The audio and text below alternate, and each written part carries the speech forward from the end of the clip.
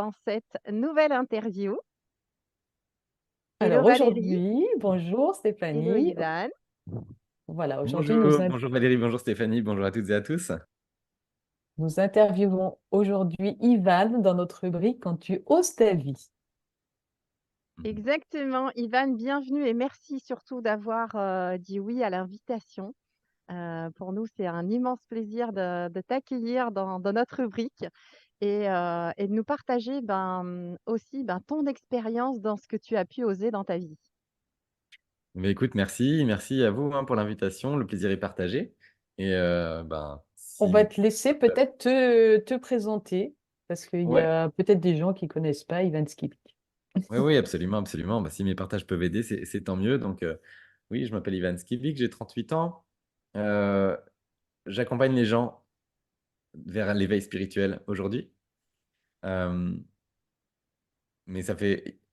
Il y a 6 ans, je faisais absolument rien dans la spiritualité. Je connaissais absolument pas ce milieu-là. Ah Et oui. donc, dans mon parcours, il y a eu 3 grandes étapes. Une Oh première wow. étape, la plus grosse partie de ma vie où j'étais quelqu'un de complètement rationnel. J'ai fait des études scientifiques, une école d'ingénieur, un complément d'études dans le business. Et puis, j'ai travaillé dans un groupe industriel où je faisais du marketing stratégique pendant 5 ans. Donc, on va dire vie classique avec un début de carrière dans, dans l'industrie, avec un poste de cadre dans lequel je voyageais dans le monde entier, qui était confortable et dans lequel j'avais des super perspectives pour évoluer dans un parcours très classique. Enfin, disons que dans un parcours pas forcément classique, mais bien défini. Je pouvais monter des échelons et puis ensuite continuer et finir ma vie comme ça. Mais au bout de 5 ans, il y a eu un premier gros changement puisque j'avais envie de voler de mes propres ailes, j'avais vraiment envie d'entreprendre. Et un tout petit peu, pendant un an, j'ai quitté la société dans laquelle j'étais, j'ai commencé à travailler sur un projet de start-up avec un ami. Bon, le projet est mort dans l'œuf, mais rapidement après, j'ai rencontré quelqu'un avec qui je me suis associé pour monter une start-up qui proposait un réveil olfactif connecté. Donc, Startup dans les objets connectés, j'étais dedans pendant 3 ans. J'ai dirigé une startup. Alors, on était 2 au départ. Après, on a recruté des personnes. Ça a bien marché au début. Mais alors, je t'interromps, Ivan. Là, tu avais quitté ton travail? J'avais quitté mon premier poste complètement. Ah oui, d'accord. J'avais Et j'avais là, tout quitté. ok. J'avais tout quitté sur un truc complètement bancal, qui était le projet mort dans l'œuf que j'ai à peine mentionné. Mais parce que voilà, j'avais un ami qui était un petit peu dans la même optique que moi, qui voulait euh, quitter, euh, quitter son job. Bon, lui ne l'a pas quitté tout de suite, mais on a commencé à travailler sur ce projet et moi, j'ai décidé de complètement quitter la société pour laquelle je travaillais. Donc, en fait, ton premier saut, c'était pas que tu étais mal, tu avais envie d'autre chose. Ou tu te sentais pas bien dans ce cadre que tu avais, qui avait semblé idyllique. Non, j'étais pas mal, mais c'est clair que quand tu as envie d'autre chose, ben forcément, ça se dégrade, tu n'as plus la même motivation. Ok. Donc, il y avait pas de dépression. Mm. Tu vois, j'étais pas en train de vraiment déprimer, mais par contre, c'est clair que j'étais beaucoup moins motivé qu'au début. Et puis, intérieurement, je sentais des appels vers le fait d'entreprendre. De, Ok. Même si je ne savais pas exactement quoi, comment, j'en avais aucune idée. Mais à un moment, je me suis dit, allez, je franchis le pas, je quitte ma boîte. Et bon, c'était un truc complètement bancal sur lequel j'étais avec un ami où finalement, il s'est absolument rien passé. On a juste commencé à bosser voilà, sur un projet tous les deux, mais qu'on a abandonné très vite. Et l'envie Après, je me suis retrouvé d'entreprendre, tout seul. c'est Ouais. venu, l'envie d'entreprendre, c'est venu comme si tu avais un besoin de liberté. Est-ce qu'on Oui, peut associer ça à ça? Ouais. oui, c'était exactement ça. C'était le besoin de liberté, d'indépendance, l'envie de gagner de l'argent. Clairement, c'était ça. C'était vraiment un truc qui me motivait beaucoup parce que je lisais des success stories d'entrepreneurs. Enfin, j'étais pas mal dans cet objectif-là, dans cette optique-là. Et j'étais intéressé par toutes les success stories des entrepreneurs. On parlait de plus en plus des startups qui se mettaient à grandir très vite. Et c'est clair que c'était une de mes grosses motivations. Ok. Ça, en fait, gardez-le en tête parce que du coup, quelques années plus tard, j'ai vu que j'étais plus aligné avec ça. D'accord. Ok. Tu Donc, continues ta start-up, tu commences ta start-up. voilà, la startup. Alors, les débuts sont super bons, super prometteurs. On gagne sur le papier beaucoup d'argent. Dans la réalité, il nous en manque beaucoup.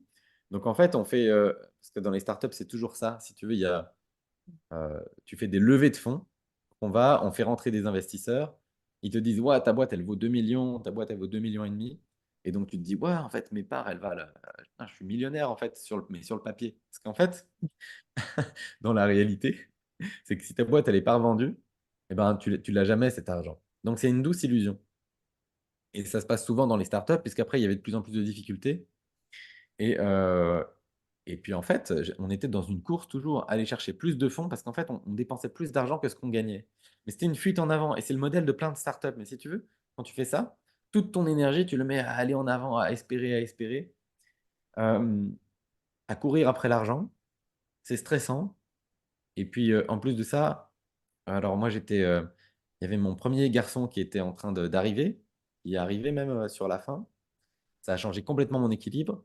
Et puis intérieurement, j'ai eu des transformations. Je m'intéressais à tout ce qui était euh, alimentation saine, à la qualité de l'air que je respirais, à la qualité de l'eau que je buvais, à tout ce qui était énergétique, à tout ce qui est soins, euh, enfin, bien-être d'une manière générale, respect de l'environnement et tout ça. Ça, c'était des valeurs qui commençaient à poindre chez moi et vraiment, j'ai changé toute mon alimentation, la façon dont j'interagissais avec beaucoup de choses, même avec mon propre habitat.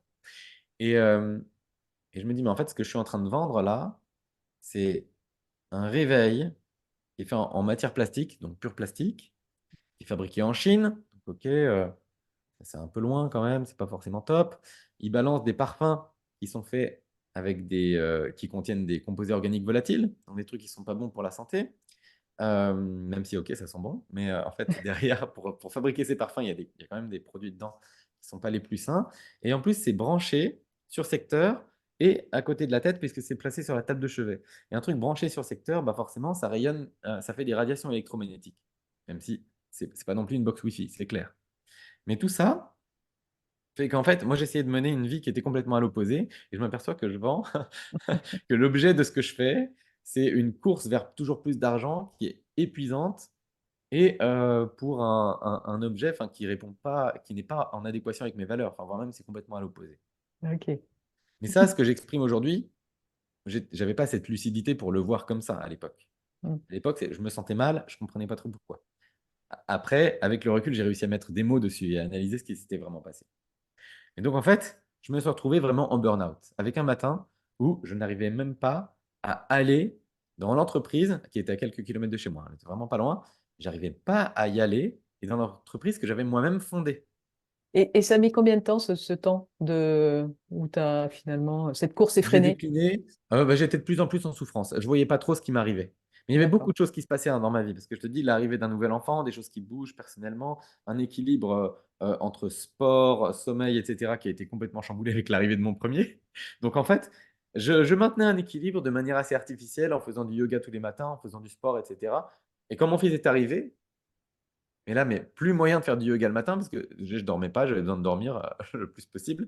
Et mes nuits étaient très très courtes, j'avais absolument besoin de sommeil, j'avais plus le temps de faire du sport. Et en fait, ces choses que je faisais pour arriver à gérer un équilibre, enfin, j'arrivais plus du tout à les faire. Donc évidemment, je suis tombé vraiment dans une spirale descendante, une spirale vicieuse qui m'a ouais, qui m'a fait déprimer, hein. Et Est-ce donc, que je ne du savais pas coup, ce que je voulais. Je savais que je voulais plus faire ce job. Ça, c'était clair. ouais. Est-ce que Mais du je ne coup, savais pas ce que je voulais après.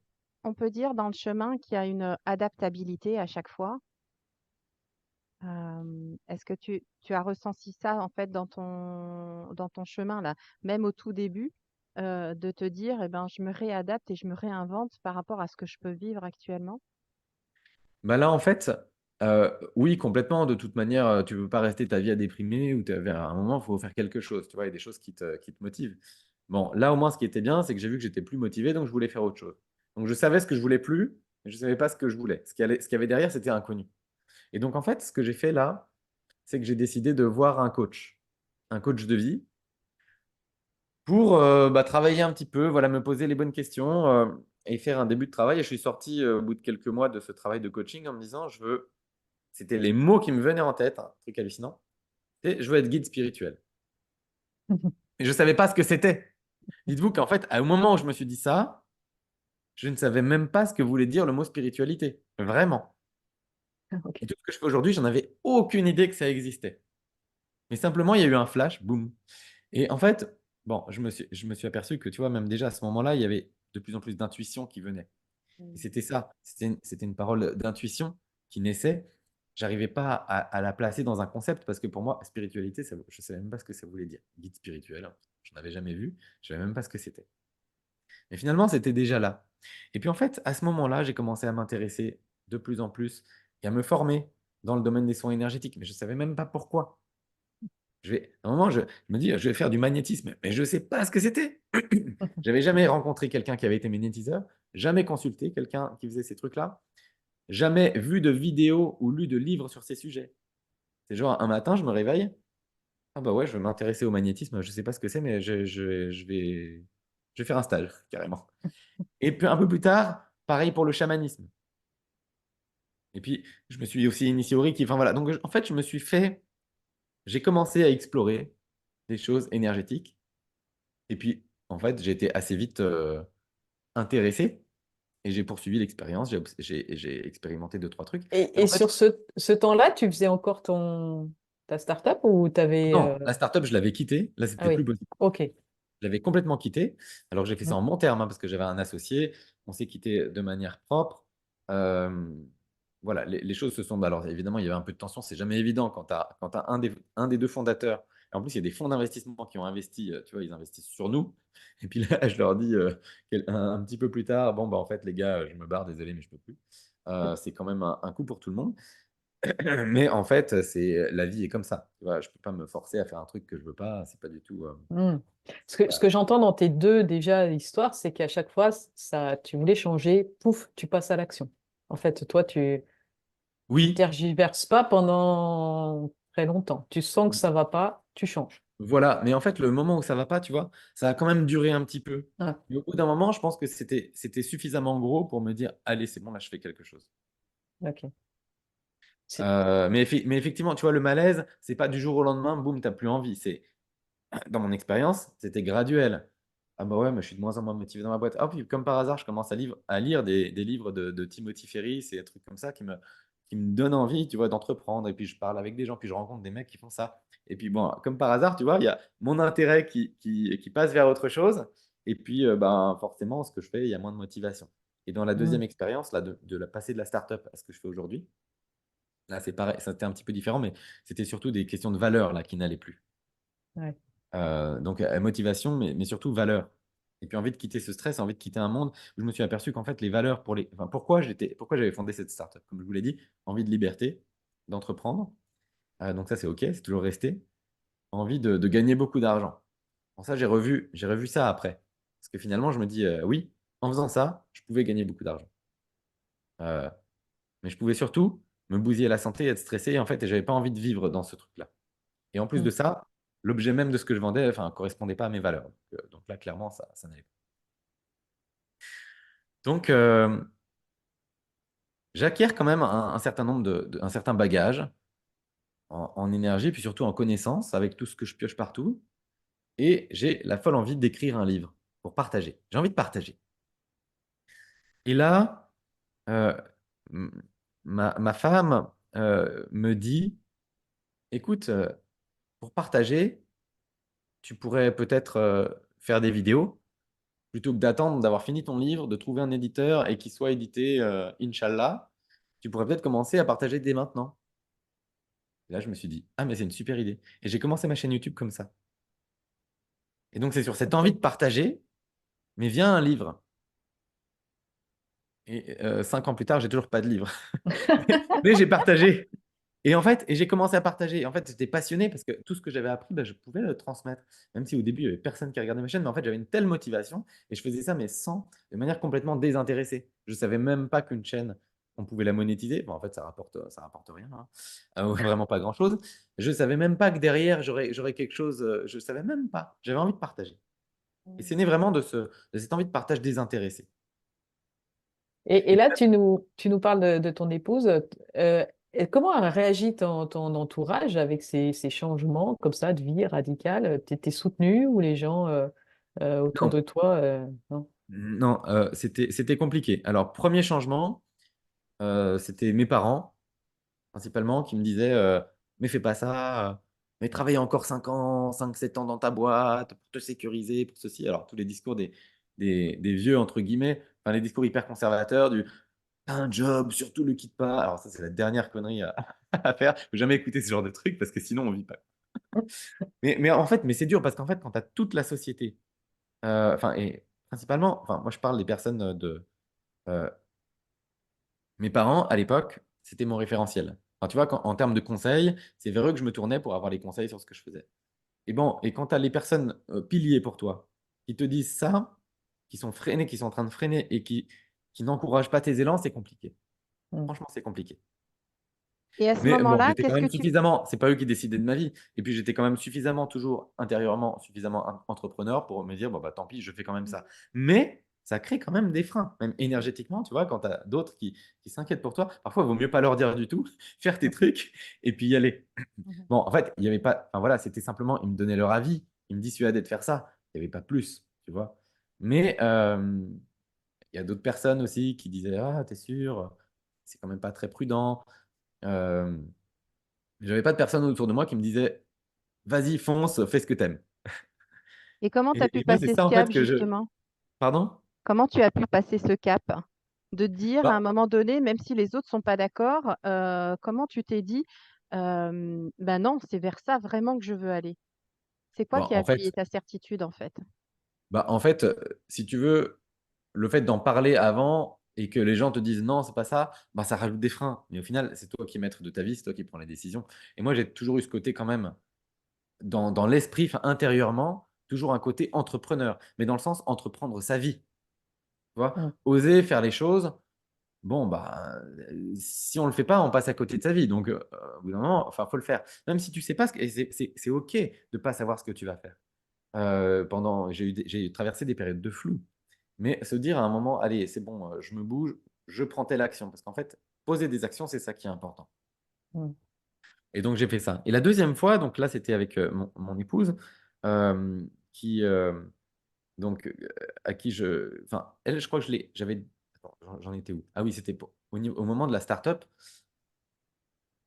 Bah, en fait, on a quand même cette sécurité en France. Enfin, faut pas oublier de le dire, hein, parce qu'il y a des choses qui sont quand même vachement simplifiées avec Pôle emploi. On a la Mm. sécurité de quitter. Je veux dire, le changement, il est pas. C'est pas un vrai changement radical. En fait, c'est pas une vraie prise de risque à 100%. Mm. Ok, tu diminues tes revenus par deux ou par un, même pas un peu moins, mais tu as quand même des revenus. Tu vois, Mm. tu n'es pas complètement en train de quitter un truc comme dans comme dans tous les autres pays du monde où tu quittes et là, tu n'as que tes yeux pour pleurer. Nous, on a quand même 2 ans de Pôle emploi, quoi. Euh, tu vois, je relativise aussi cette prise de risque. À chaque fois, elle était là, même si je m'en suis pas servi en plein temps à chaque fois, mais ça m'a aidé dans ces périodes de transition. Et donc, c'était accepté. Et donc, ma femme, elle me disait, bon, bah, si tu n'es pas heureux, change. Mais elle ne savait pas tout de suite vers quoi j'allais. Et puis après, quand ça s'est clarifié, c'était un peu plus compliqué pour elle. Mais voilà, après, c'était une période à gérer. Et puis on a su la gérer. Euh, donc, euh, Ok. donc voilà. Mais c'est vrai que, enfin, franchement, il faut relativiser le risque aussi. Mm. Tu Et vois? alors, donc, tu as fait toutes tes formations, enfin, tu as été intéressé par le Reiki, enfin, plein de trucs énergétiques. Et après, tu ne savais pas du tout où tu allais. En Bah oui, fait, tu as oui, j'ai commencé ta touché à chaîne ça. YouTube J'ai pour commencé ma chaîne partager. YouTube. Ouais. Et puis, je partage. Et puis, au bout de. En même temps, je ne saurais pas vraiment dire. Au bout de quelques mois, je parle de soins énergétiques, je parle de chamanisme. Et puis je vois qu'en fait, mes vidéos, bon, j'avais quelques centaines d'abonnés, hein, rien du tout. Et puis, bah, mes vidéos intéressent quand même quelques personnes. Et il y a des personnes qui viennent spontanément vers moi pour me demander si je peux leur faire des soins chamaniques. Et moi, à Pôle emploi, bah, je dis, bah, OK, enfin, je vais pas. Il y a des gens qui viennent me voir pour une compétence qui est quand même assez rare parce que, ils ont un bon feeling. Enfin, tu vois, ils peuvent me sentir à travers la caméra. C'est quand même con de ne pas faire ça. Et donc, je commence à en faire, même si j'avais vraiment pas envie de faire des soins. Enfin, pas, j'avais pas cet appel-là, tu vois, j'avais pas cet élan-là. Mais je me dis, ah bah ok, je vais le faire. Et donc, je me mets en auto-entrepreneur et je commence à faire des soins énergétiques. Et donc, bon, bah, ça m'arrondit les fins de mois, je fais quelques soins et puis ça va comme ça. Là, on arrive un peu plus loin, j'arrive à la fin de mes droits Pôle emploi. Et donc, ma femme me disait, tu trouves un vrai job, hein, si tu arrives à la fin de tes droits, tu arrêtes tes bêtises et tu trouves un vrai job. Je dis, oui, oui, pas de problème, j'assurerai, pas de souci. J'arrive au mois. Mes droits Pôle emploi se terminaient en début septembre ou mi-septembre. J'arrive au mois d'août, j'ai 2 clients dans le mois, je fais 2 soins. Et puis en septembre, je me réveille un matin, tout début septembre, je me réveille un matin et le gros truc qui venait là, c'était fais une vidéo sur la glande pinéale. Je ne sais pas ce que ça voulait dire. Dans la journée, bah, je me renseigne sur la glande pinéale, sur ce que c'est, son rôle par rapport à la spiritualité, son rôle dans le corps, etc. Comment est-ce qu'on peut faire. Je fais une vidéo parce que j'ai quand même cette facilité à synthétiser les choses et à la présenter de manière claire. Enfin, c'est ce qui ressort, hein, c'est ce qu'on me dit souvent d'après mes vidéos. Je fais une vidéo sur la glande pinéale. J'étais à peu près 3000 abonnés au début du mois. Je fais cette vidéo. À la fin du mois, j'ai 15 000 abonnés. Elle devient virale tout de suite, en fait. Et donc, du coup, il y a plein de gens qui s'abonnent. Et du coup, ils regardent mes autres contenus. Et du coup, ils me demandent des soins. Et au mois de septembre, j'ai vendu plus de soins que tout le Pôle emploi que je n'avais pas. Et donc, en fait, ça a pris le relais. J'ai eu 0 jour de trou, en fait, financièrement. Ça a complètement pris le relais. C'était juste la magie de la vie. Et en fait, ça, tu vois, quand tu es aligné, quand tu fais les trucs de manière alignée, mais la vie, elle se met vraiment de ton côté. Et donc après, ça a poursuivi. Ma chaîne a continué de grossir très, très vite à cette époque-là. C'était même incroyable. Puis je continue à publier du contenu régulièrement. Et bon, après, moi, ce que j'ai proposé, hein, ça a évolué sans cesse. Au début, je faisais des soins individuels. Ensuite, j'ai commencé sur un appel à faire des soins collectifs. Et puis après, les soins collectifs que je faisais payer, bah, très vite, l'instruction, c'était il faut les faire gratuits. Je les ai fait gratuits chaque semaine. Et puis ça fait 4 ou 5, enfin, ça fait presque 5 ans que chaque semaine, je fais des soins chaque semaine de manière gratuite, enfin, que j'appelle cercle de guérison maintenant. Et puis ensuite, j'ai eu cet appel, cette intuition de, d'enregistrer mes soins. Je les enregistre, je vois que ça marche aussi bien qu'un soin que je ne fais pas en enregistrer. Mais que au lieu de faire une fois pour une personne ou une fois pour 1000 personnes, bah, je peux le faire une fois et ça va pouvoir agir 1000 fois pour 1000 personnes. Donc en fait, c'est Ouais. complètement scalable. Ça peut être utilisé plein de fois et agir toujours avec la même puissance.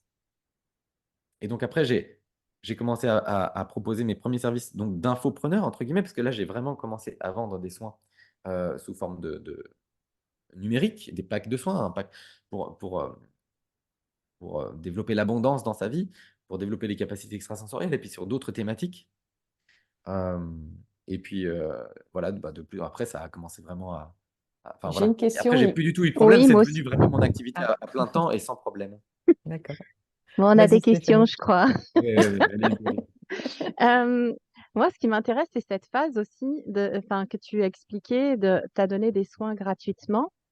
Qu'est-ce qui a fait qu'au départ, tu t'es dit, je vais les donner gratuitement? Ah, c'est qu'au départ, je les faisais payer. J'ai fait 2 fois, je les faisais payer au départ. Et puis je me dis, oh, c'est bon, je fais payer 27 euros. Il y a quoi? Il y a plusieurs dizaines de personnes qui viennent. Je me dis, oh, bah, c'est bon, je fais ça une fois par mois, puis je m'assure en moi. Et puis là, en fait, mais c'est le truc des appels intérieurs, hein. C'est Mhm. non, maintenant, c'est gratos. Oh non, s'il te plaît, juste laisse-moi un peu plus.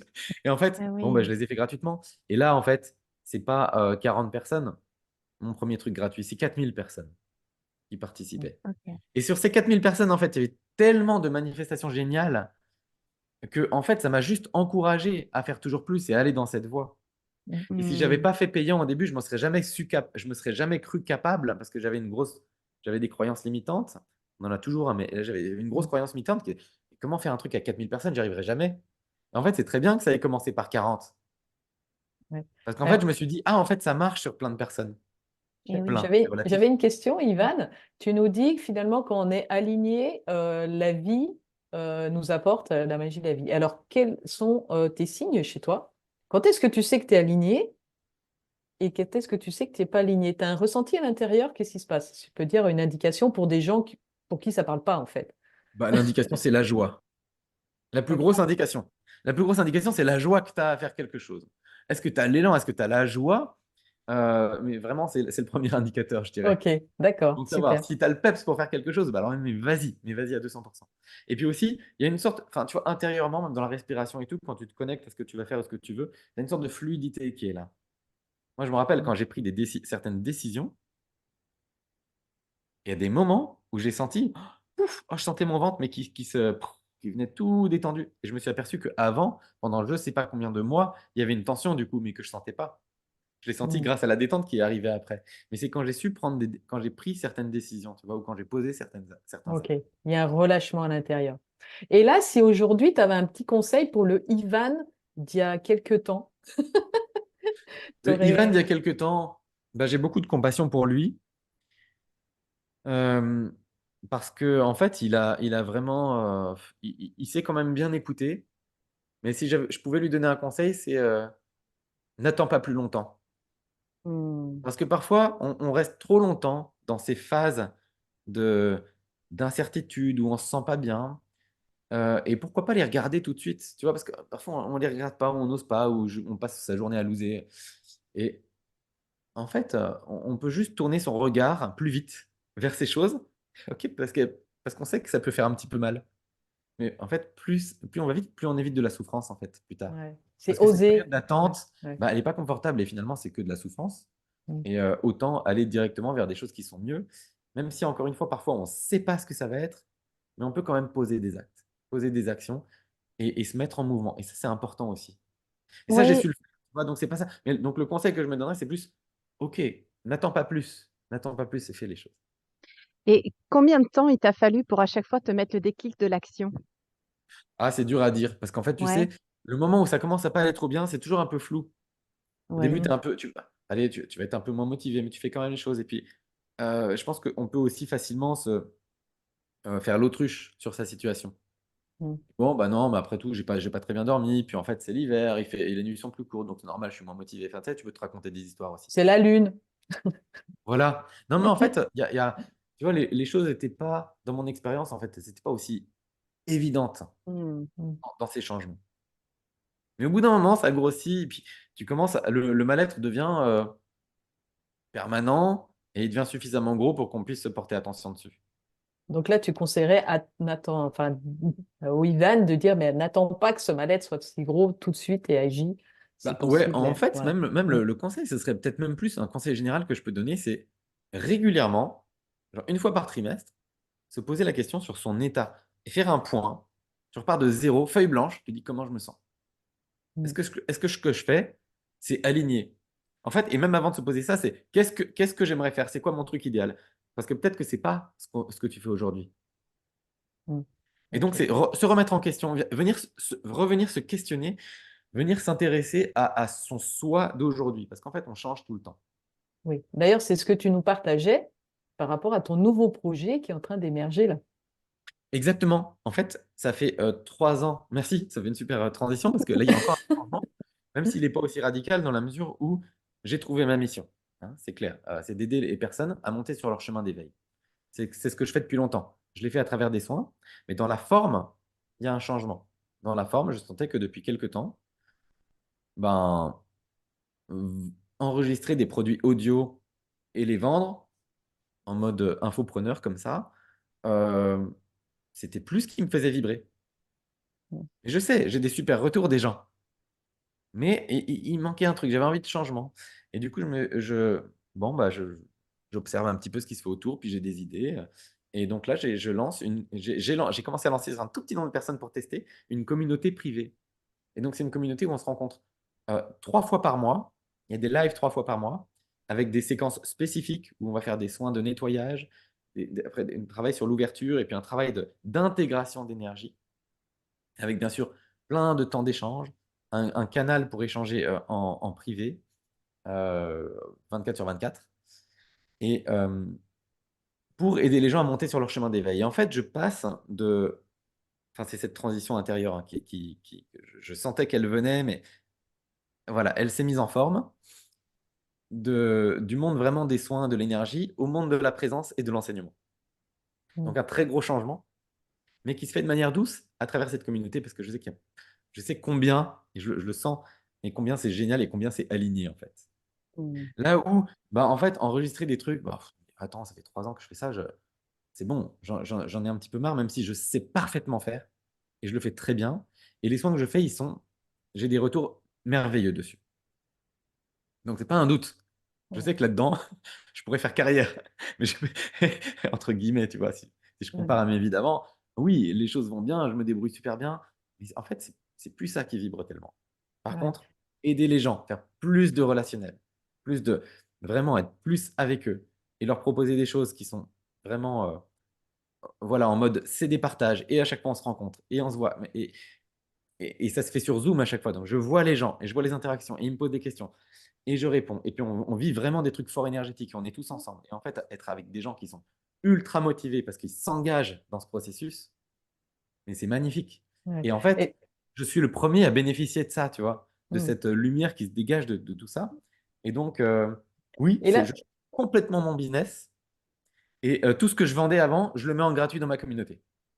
et ce qui est génial dans ce qu'on sent, c'est que finalement, tu étais quand même sur ton chemin, en fait, sur toi, mais que tu restes à l'écoute de ce qui est à l'intérieur et tu réorientes un petit peu finalement c'était le capitaine du navire, tu es passé dans une direction, tu sens que c'est plus trop là, enfin, hop, tu changes ton cap pour te réaligner, donc tu es en permanence, voilà, tu nous parles vraiment d'alignement. Et ça, c'est une des clés finalement, il n'y a rien d'acquis, il n'y a rien de permanent.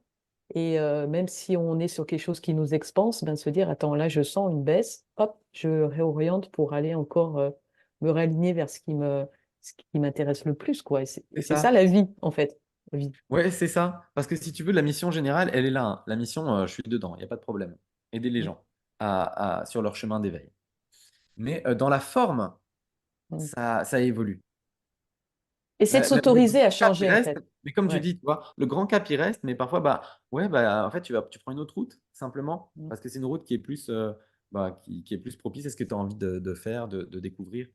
Donc s'autoriser à le faire et pas se dire, ah ben on va me prendre pour une girouette, je change tout le temps, elle sait pas ce qu'elle veut, c'est de se dire, bah non, ça résonne plus, je change et c'est OK, je m'autorise à changer en fonction Ouais. de ce que je ressens.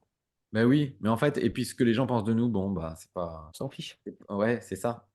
C'est ça. Le Euh, on- principal, c'est de se faire plaisir soi et d'être vraiment avec qui l'on est, en fait, hein. C'est d'être Ouais, complètement, être nous. complètement. Et tu vois, pour partager un truc aussi, combien de fois dans ma vie, je me suis pas reconnu moi-même? Mm. Parce que tu sais, bon, t'évolues, tu as une image de toi, et en fait, toi, t'évolues. Donc l'image de toi, elle est datée d'un petit peu plus tôt. Et, mais ça reste quand même.